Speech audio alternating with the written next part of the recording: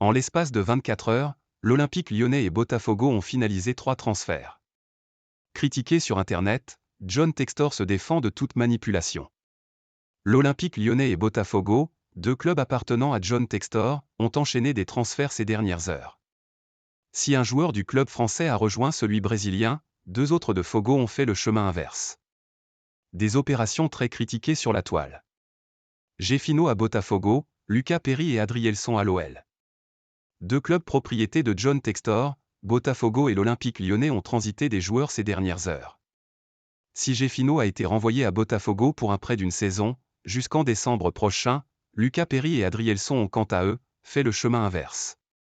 L'Olympique lyonnais est heureux d'annoncer les arrivées, en provenance de Botafogo, du gardien de but Lucas Perry et du défenseur central Adrielson pour un montant, respectivement, de 3,250 millions d'euros et 3,580 millions d'euros auquel pourra s'ajouter un intéressement de 50% sur un éventuel futur transfert. Appelés pour la première fois en sélection brésilienne cette saison, les 2 joueurs internationaux se sont engagés avec l'Olympique lyonnais jusqu'au 30 juin 2028, a indiqué l'OL dans un communiqué sur son site internet, vendredi soir. John Textor se défend. Alors qu'un journaliste brésilien a fait part de son inquiétude et son incompréhension des montants des transferts de Lucas Perry et Adrielson vers l'OL sur X, anciennement Twitter, le président John Textor n'a pas hésité à lui répondre. Certains journalistes X sont connus pour leur demi-vérité, alors soyez sceptiques. Vous avez raison.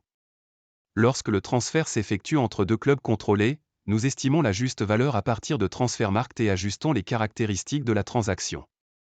Dans ce cas, il ne s'agissait que d'un achat à 50%, a expliqué l'homme d'affaires américain dans un premier temps. Si chaque club subit des pertes continues et Kegel, société de John Textor, note de la rédaction, finance ces pertes, investit dans l'avenir et crée de la valeur pour chaque club, alors à qui appartient l'argent ? Tu devrais suivre un cours de finance, a ajouté Textor dans un second temps. Il faut préciser que les 50% dont parle Textor détaillent le petit arrangement du propriétaire américain. Car la multipropriété est interdite en France, l'OL a bien acquis à 100% Lucas Perry et Adrielson, mais en ne réglant que 3,25 et 3,58 millions d'euros pour 2 joueurs évalués à 8 millions d'euros chacun, soit environ la moitié de leur valeur.